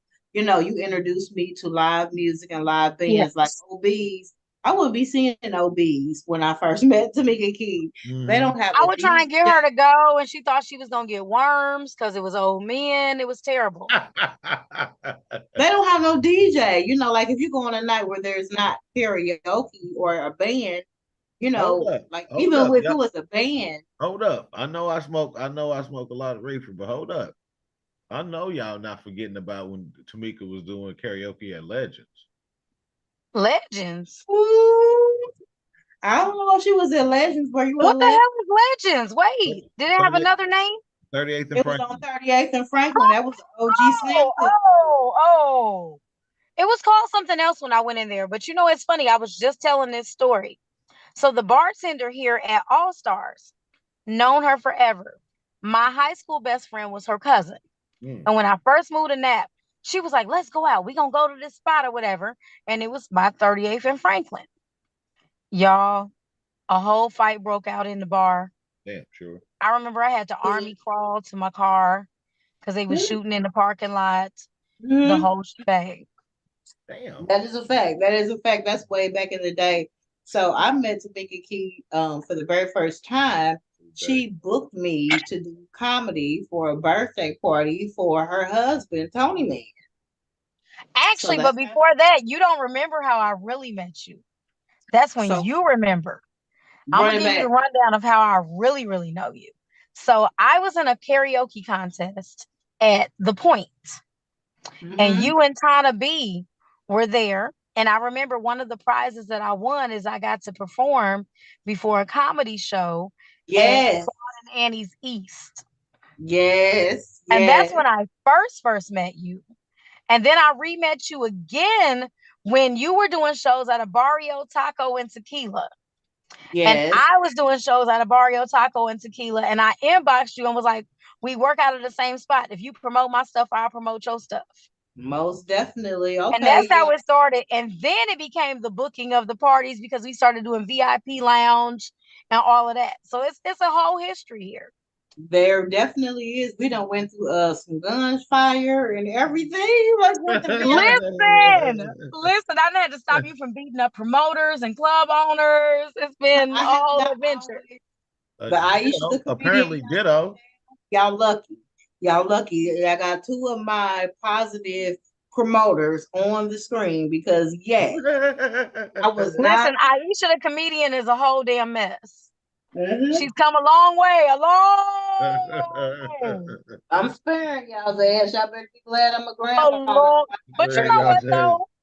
Honestly, that's why you need friendships like that because I've come a long, long way too. And Aisha done rescued me out of some stuff where I really was getting ready to lose my whole composure. That So is a yes. fact. That's what good friends do. That's a fact. And so now, Yeah. we've done private gigs together. We birthday roast at the house. Yeah, Road we trip. definitely. And then we got something coming up for your birthday. I know. Like, so listen, my sensitive ass is getting ready to let people roast me. We gonna do it. But do Well, we like a light got roast. Don't you. like You got a barbecue. little bit Do a of a light roast. roast. We gonna do some coffee. We gonna do a Yeah, light roast. You we could did char it a little bit. Don't like barbecue me or nothing. low flame. A pan sear, a sear. Well, you on here, so we got to interview don't you. I don't know a lot. fuck up the friendship. Is that what you saying? Don't fuck up the friendship. Hey, nigga, we ain't cool no You more. know what though? Put the Honestly, fucking I hand think down. that these days I got pretty damn thick skin. So you gotta really say some really, really just low ball shit to really piss me off. And as comedians, that is not how we approach a roast. Well, You see the roast on Comedy Central and this, that, and the other. That's not what we are. A roast is some funny shit, but personal shit. It helps if you really know the person Absolutely. that you're roasting. And it's Absolutely. not necessarily a hard jab, just a slight little pew, pew, pew, little BB gun. You ain't coming out with Listen, the AK or the Draco. y'all executed it perfectly for my husband's birthday. That's because Perfect. we know him. And that's what helps is that you did know him. You had some pretty personal information, and it was good fun. I'm ready for the same thing. I'm all in. I'm game. It's gonna be good nights. Matter of fact, I think we talked about this, but if not, hopefully I ain't just putting it on you on your show. But y'all are hosting karaoke that night for me too. Okay, Oh, Mike shit. Shaw. Okay. Listen, so we'll interview you and talk about, how you came to be where you are. But Tamika Key, she's a host of karaoke at OB's. She's been at very many different places. And sometimes she's out of town. Her and her husband, they like to travel, They they are like to do travelers. things. They're world travelers. And so they'll be Listen, like, we try. You only live once, right? that's a fact. And so we have filled in this karaoke host. I've been to karaoke. I was doing karaoke before comedy. I have a different appreciation for karaoke for after being a host for karaoke versus doing karaoke. You Yes. you Okay. get a lot of different personalities. Like we'll be doing it. We'll be bringing up the songs and like setting up and running the equipment itself is a whole fucking lot for me. Yes. If it wasn't for Mike, it would not happen. So What? let's that. Yeah, he's a perfect partner because where I'm weak, he's strong. Hey, But I yeah, swear, just I the swear. setup of the equipment is a lot. And then Yes. the people that you get. So we'll do a couple of songs. When y'all playing the Tamia song so we can dance, we gonna play it tonight. We do 3 more songs. When you playing the Tamia song, so we Yes. can Yes. dance. And then you get people that's like, Tamika actually is professional. She uses a program. She uses Kara Fun, and that generates the words. But Kara Fun does not have every song. They do not have 2 Chainz on there. You know what I mean? They have some rap songs, but ghetto shit, like no, It ain't we're the not doing B-side songs. It ain't even that it's the ghetto stuff because ghetto songs be in karaoke. But if it's on the B side and you had to listen to the whole album to know the song, chances are we don't have it. Damn. because Tamika does Cardi B. Cardi B, that's a little bit of a ghetto song, but we're not gonna pull up a YouTube for you to do your stuff. No, no. Customer service that you have to put in being a karaoke host, it was a bit overwhelming for me. Go sit your ass down. We're gonna play the Tamia song. When you hear the music, start putting your feet together. Yes, I mean, you know what though? It is a journey, it is a job, but it can be a lot of fun. But I'll tell you, last night somebody came to me. It was one of my regulars, and she said, "You know what? I feel like when I come here, you skip my songs. Oh, You got people up that came in and they came in, and I know they came after me, and I put my song in, and you didn't play it." And I had to look, and I said, "You know what? I don't have any songs in my library from you." And there was a computer glitch. And when I say I felt super, super bad that this person thought that I had been skipping them and doing intentional stuff to them. And it was like, no, it's not on purpose, but I respected her so much for her coming and saying something to me instead of leaving and reciprocate. feeling away, posting about it, not coming back, all of that. Mhm. As a good host, we have no vested interest in skipping your stuff. Right. That is a fact. That is a fact. So That don't benefit customer me none. service with comedy, there is a customer service piece with being a singer and an artist and a karaoke host. Mm-hmm. Mm-hmm. So we definitely appreciate you. How and when did you start singing? Because you have a beautiful voice. Where did that come from? Like, what made you be like, I'm gonna be on the stage and I'm gonna have a band? How did you get there? Oh, baby. Music was always in my veins. I mean, my mom was a singer of a band, and I heard my pops was a drummer before I was born. And when I came about, he kind of put down the drumsticks. So music was always a thing. My very, very first paid performance, it was my preschool graduation, and I had to sing Whitney Houston, The Greatest Love of All. In And I remember preschool? in preschool, and they made me this big old like fake microphone that was damn near bigger than me. I remember I had a cap and gown, and I got paid $5. And I remember the person that gave me the money, he said, "Now you're a paid professional." Because anytime somebody gives you money for your talent and your craft, that is what makes you a professional. I was That's a 4. fact. Let's go. Shout out to you and Tana B, some of the first females to pay me for my comedy performances. Hey. Yes. Yes. Listen, you should be paid for your craft and your talent, but you got to work to get paid to do it. Mm. So, how would you describe your sound like now? I feel like you're little R&B, little rapish, but is that where you started from? Is that what you always did? Child, I've been everywhere as far as like the band scene. So when I first got into the groove, when I lived in South Bend, I remember I joined this band, and it was a whole bunch of old cats, old geezers, but they was old drunks, right? Hmm. And I didn't know any better. I just wanted to sing. And I remember we had our first show, and we got to the place, and they forgot to play how to play all the songs. They was that drunk. And I mean, there was stuff that I didn't even need to sing. It was like Aretha Franklin, Rock Steady. Y'all been playing this all your life. This song came out before my life even started, right? But they jacked it up. Rocksteady, okay. Okay. It was all bad. And then I moved to Nap. And when I moved to Nap, I kind of was, at karaoke and open stages and stuff. And then I came across this band. The band was called Soul Patch. And they were a rock band, and I was their lead singer. And we would go out and we would sing in these bars like on South Meridian. And matter of fact, it was called the Gaslight Inn. I remember Nobody, the Gaslight. I did something at the Gaslight yes, before. the Gaslight Inn. We was at the Gaslight regularly, and So we were I singing think Guns N' Roses and I all of think that the stuff. Gaslight, isn't that like rhythm, the rhythm and blues place where Denny's does her shows? Isn't that the Gaslight? Is it? Wait, is that the? No, That's is that the I'm same thinking building that's and now with a new name? like yes, the rhythm Shut and blues. up. I never put it together. Damn. Yes. Okay. So we would be at the Gaslight and at Big Daddy's and all of those places. And Yep. it was straight up rock and, 4 Non Blondes. And it was a lot of fun. I loved it a whole lot. That's how I started drinking beer, because when you would sing really well, white people would be like, "You sound great. Buy you a beer." And I didn't know Crazy. how to be rude and be like, "No, I don't drink beer." So I just would drink it.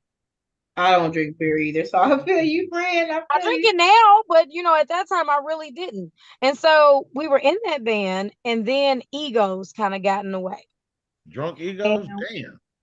egos, but it was like we had this one male guitar player, and he felt like he was like, "Hey guys, I talked to the bar, and they said they liked me better when I was by myself." What? Well, come by yourself, Bobby Brown. Then And Look at so that. we kind of fizzled out, and the band kind of died. And at that time, there was another band that had just lost their lead singer called the Blue Soul Band. And at that time, the singer that they lost was Elena Renee. oh, Elena okay. went to Toy Factory. And so there was a spot open for her. And that's when I met Vince Howard, joined Blue Soul. And I sang with Blue Soul for like 8 years. Damn. Okay. It was a long ass time. And it was just a How great, did that great. part? How did the Tamika Key project come along? All right, so listen. So Blue Soul and Tamika Key project actually worked simultaneously. What happened is this: Blue Soul was an 8-piece band. And a lot of people don't know that when you book a band, it's not cheap. You got to pay Everybody has to get paid. Everybody has to make their money. You know what I'm saying? We're not just up there just singing. And so there was a venue that reached out, and they didn't quite need 8 pieces, and they didn't quite have the budget for what Blue Soul charged. And the venue was what was it called at that time? Echelon. It was Okay, on I remember 82nd and Castleton. Remember, they had like 3 stories. Oh yeah, yeah. And on Yeah. that's that where I middle had my section, 40th birthday party at Echelon. yeah, so they would in that middle row, in that middle like floor, they wanted to do like this cocktail hour band thing, but they only wanted like 4 people. And so I said, well, you know what? I think we could break down to 4 musicians and we can do it for you. So we broke down to 4 people, me and 3 other musicians. And I Okay. remember we played and we did the whole gig, and it was good and people loved us. And then somebody came up after and they said, "Hey, you guys sound great. What's the name of your band?" Mm, Oh, we don't have a name. We're not even a real band. We just broke down the band we had, right? And right. I just out of nowhere, all I could say was the Tamika Key Project. Because I'm Tamika Key, right? Right. And that's how Tamika Key Project came about. That's what's up. That's That's what's up. crazy. What about the unit band? How did that format come along? Yo, so the unit was a whole different beat. So I had known Kia for years. I had Mhm. known Nika, their lead singer, for years and years and years, loved them to death. Well, what ended up happening is that what a lot of times what happens in this music world, most people play for or sing in more than one band Hmm. because unless you got a band that keeps you consistently busy, it's room to play with other people. One, because the genre is different, it's a different vibe. Like there's a whole lot of reasons why you do it. And essentially you pad in your pockets. You're trying to stay busy every weekend. You know And what? so at that time, Nika sang with two other bands. And Nika started missing unit band gigs where they were needing a fill-in. And so they called me to fill in for Nika. And I Okay. filled in a few times, and it got to the point where it was being where I was more of a filling. I was there more often than she was. And they were talking about, well, we're gonna need to make Nika make a decision. Nika made her decision. Her decision was to stay with the other band she was playing with, not to fully commit to the unit. And so I was on the phone with Kia, and Kia's like, I just don't know what we're gonna do. You've been doing a great job filling in for us. Woo, woo, woo. And I was like, okay. And then she finally stopped and she said, hey, you want to be in another band? And I was like, well, shit, I've been here like 6 months. Yeah, why not? I'm in another band. And that's how I ended up as one of the permanent members of the unit. Okay. So we definitely love your karaoke. How did you start that? How did that come about? Because you started singing, how did you decide Ooh, on child, a karaoke? karaoke was a whole different beast. So I used to go to karaoke at this one bar. I can't even remember what the name of the bar was, but I would be there faithfully every week and I would pay to sing. I would pay to drink, because you got to buy your drinks. Yeah. And I would sit there and I would sing and I would wait for other people to sing. And then finally the host came to me one day and he said, hey, so you in here every week and every week you go home with less money, but you here pretty much the same hours I'm here. And I said, okay. He said, what if I told you you could do the same thing you're doing and you could leave home with more money and still drink? Damn. And I Ooh, was like, show me the way. the Show tab, the tab. me the way. Like, what do you do? Let me provide this service. And so he said, well, I want to tell you, you could probably learn to be a karaoke host and do this or whatever. The guy's name was Mike Mazak, and he owned Triple M Entertainment. And I basically studied under Mike, learned all his different stuff, the ropes, how to do the whole shebang.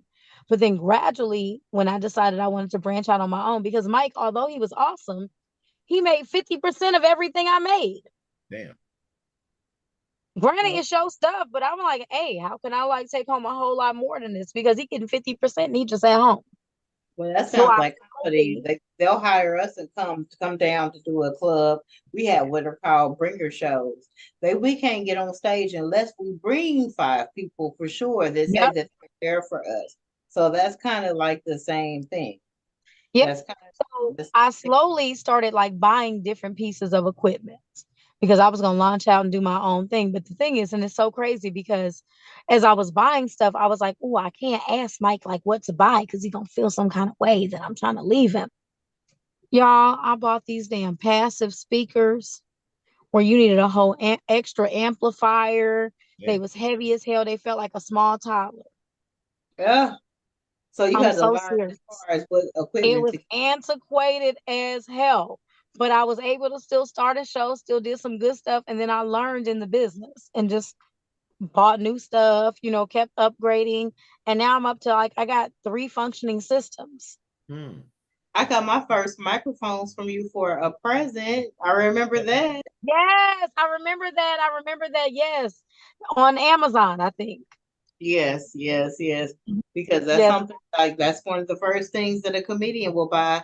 We need microphones, we need cameras. Them are 2 things that if you can yes. purchase as a Once you learn to invest in your craft and your equipment, it makes a world of difference. Like I tell people all the time, I used to feel like I was being a diva when I would just show up and like I want to use my own microphone because I felt like I was saying yours wasn't good enough. No, it basically is saying, hey, I know my microphone and I know what it can do. and Mm-hmm. it's and the music is like the sound is toned right because I noticed like when we do karaoke, you'll be working with the soundboard. So turn certain things down and turn certain things up.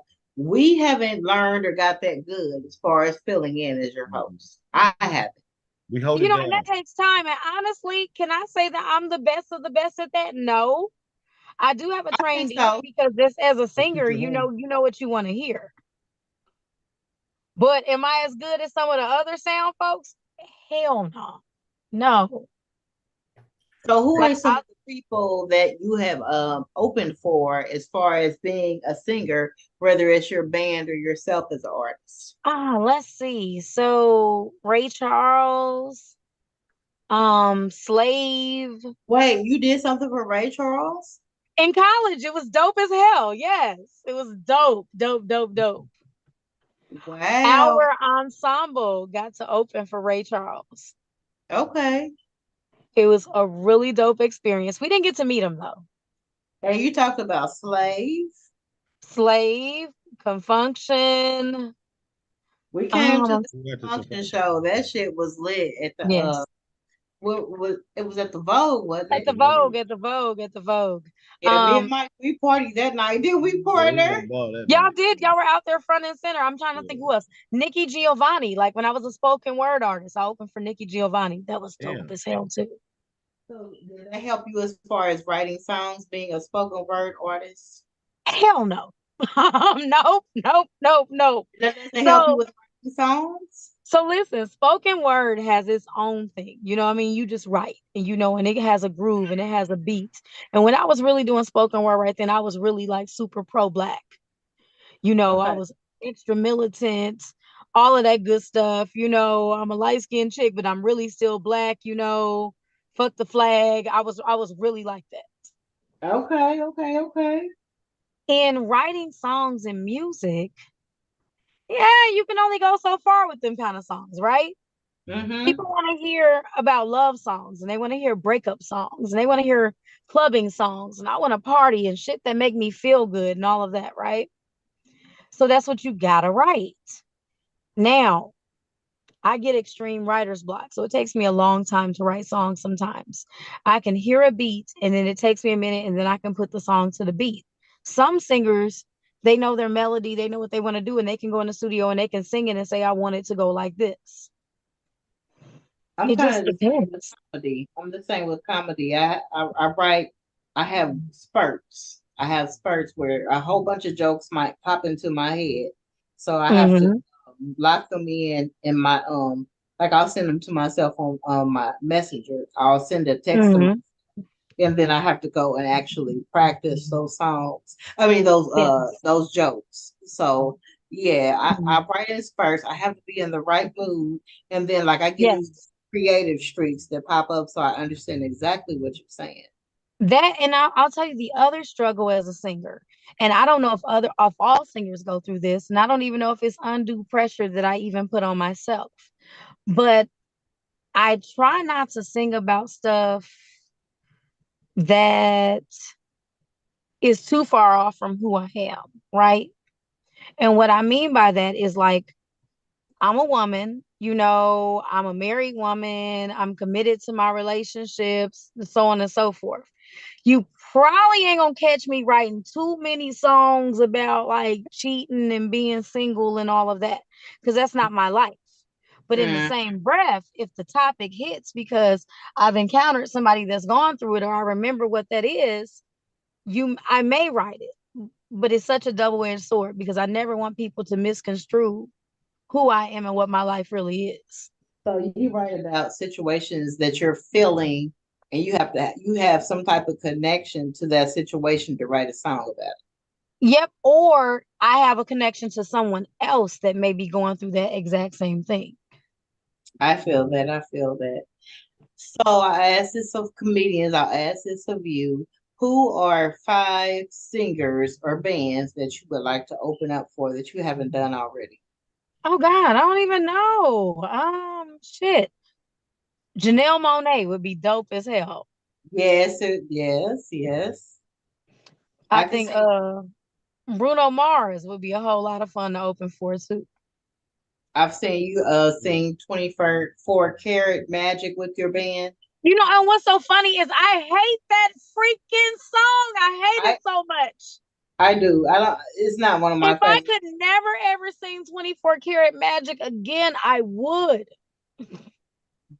Like, oh my God, I hate that song so much. The crowd is really feeling you though when you do that song though. Listen, they did a line dance to it tonight. I couldn't even bring myself to learn to dance. I hate that song so much.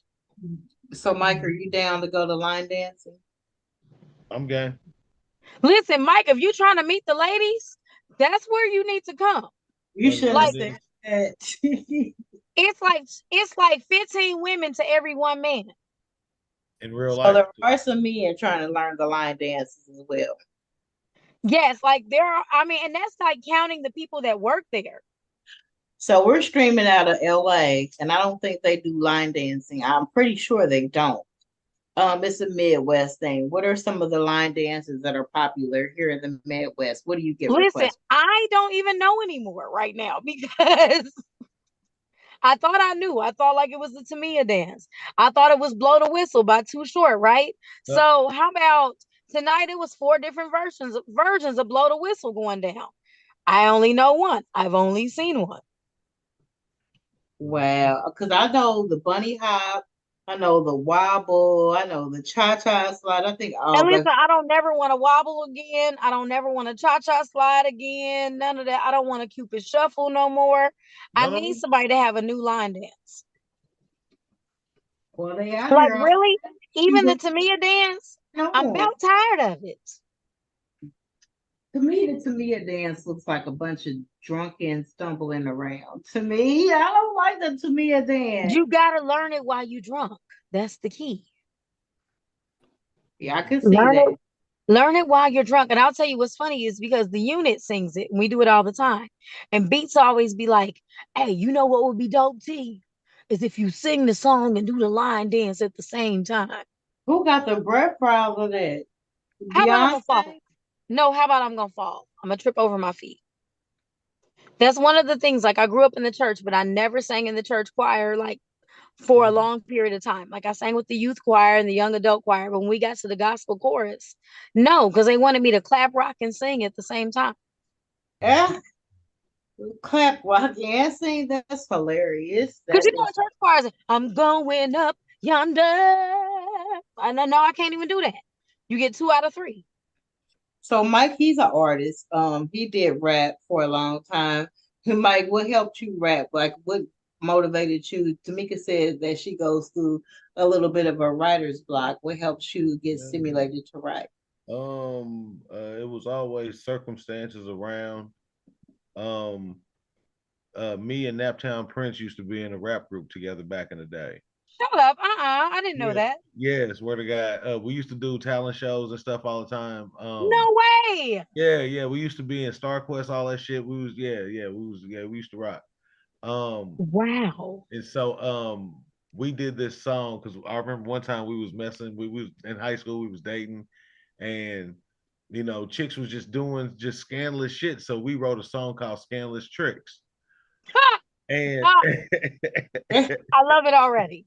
And so, but it was always about something that was going on. But I mean, like I told Aisha, I tell everybody, you know, like I wrote a song and R. Kelly stole it.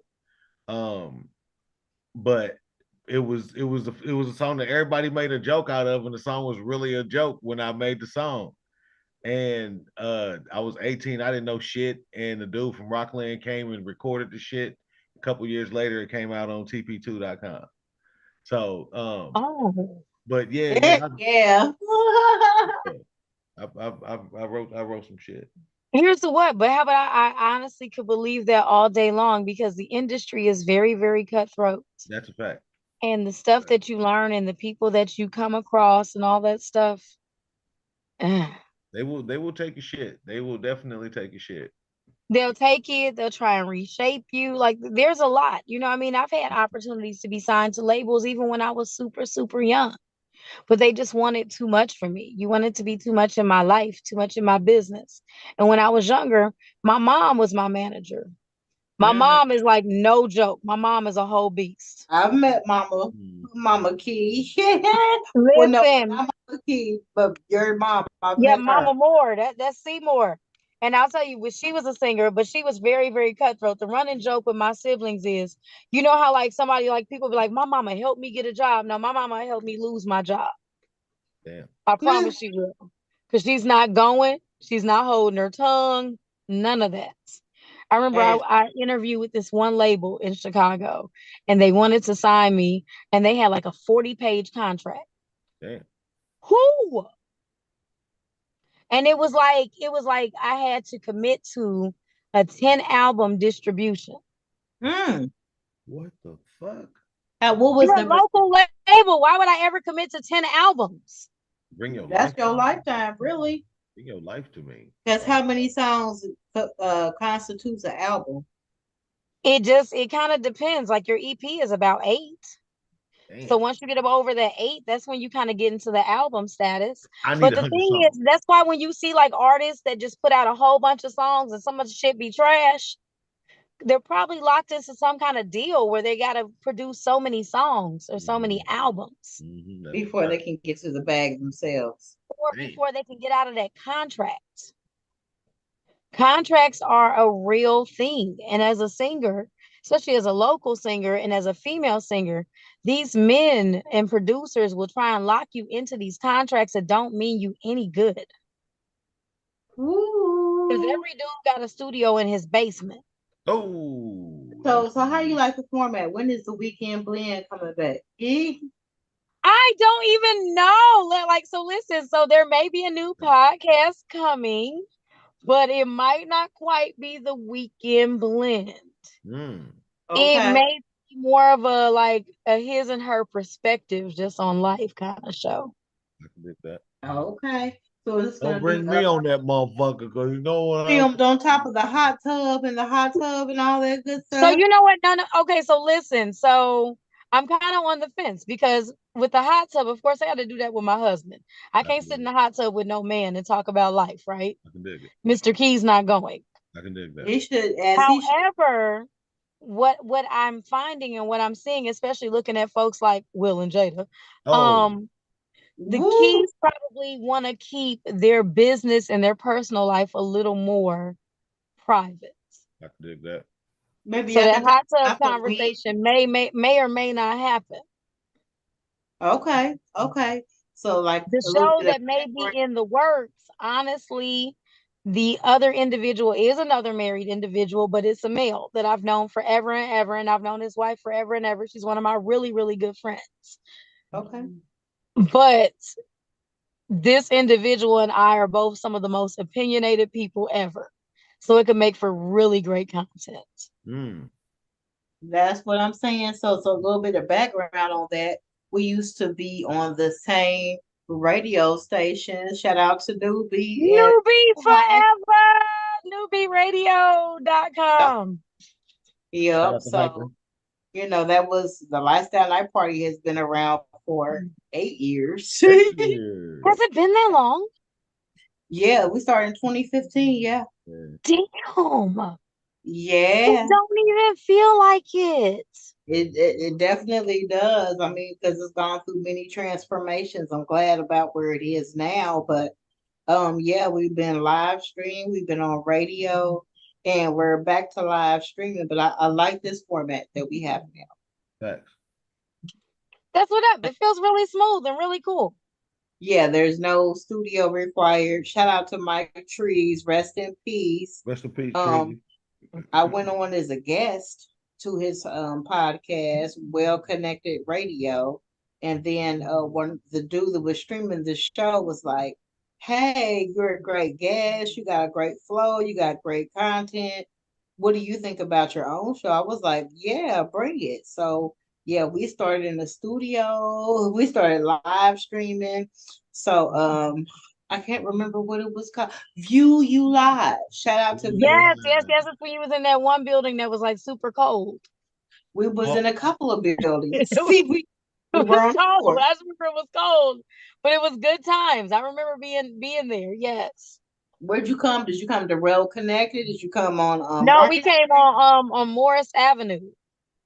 Okay, so that was, I forget what, Zahi Studios. Yeah. And they had to have space heaters and all that good shit inside his studio.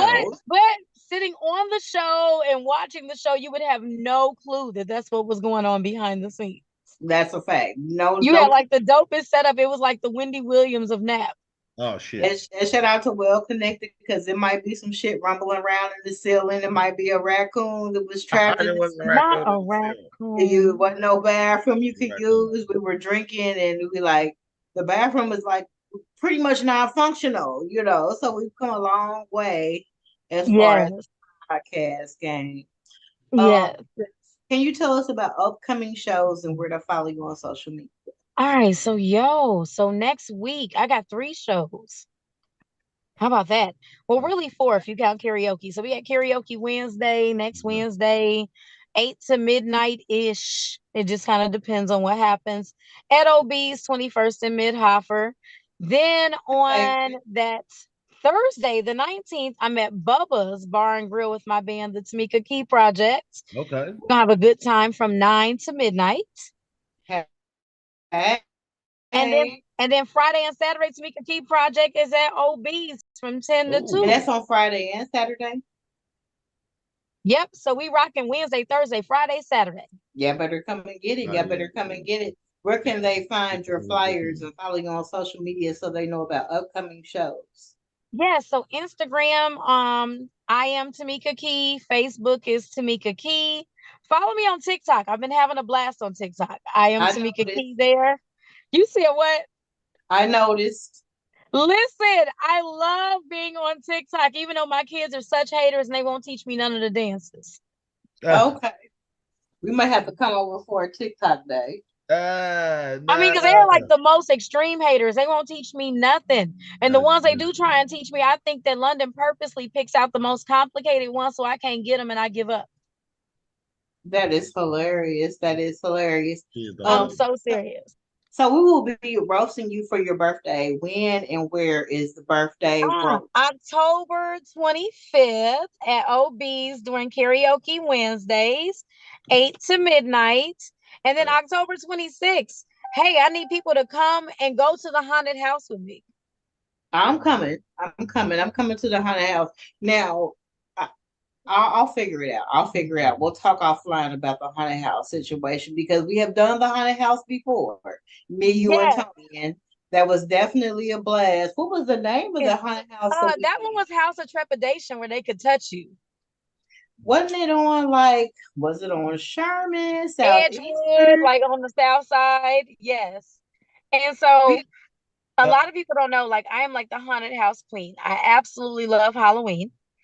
Every year I have to go to at least one haunted house or my Halloween and my birthday is not complete. What? They was grabbing us and everything. Yes. Mike don't and I'm about the more the merrier. And the thing is, where we went, wait a minute, did you go when it was total lights out or did we go when lights was on? It was total lights out. Like, did they give us the glow stick? Did you go that time where all you had was a glow stick to light your path? I don't even think we had a glow stick. We was tripping over shit and everything. Yes, yes. Good times, good times. Good times, good times. Well, thank y'all for tuning in to the Lifestyle Night Party show, talk show. Follow us on social media. We have a Facebook page. It's the Lifestyle Night Party Talk Show. We're on Instagram, the Lifestyle Night Party Talk Show. We're on YouTube, the Lifestyle Night Party Talk Show. This is streamed by Like Minds Entertainment. 420 Come Through Network. They stream lots of comedians, so you can go on their page and check out their weekly schedule. Follow us, subscribe. Don't take but a minute to do that shit. We're out here. We're doing events and we're also promoting other performers. Because shout out to our homegirl, your backup singer, Sharice One Music. Listen, I love Sharice so much. She's bomb. We love her too. We love her too. So, hey, y'all have tuned into the Lifestyle Night Party Talk Show. It's 11 o'clock. We appreciate y'all for tuning in. Subscribe, share our shit. That's it. And we are out. Peace.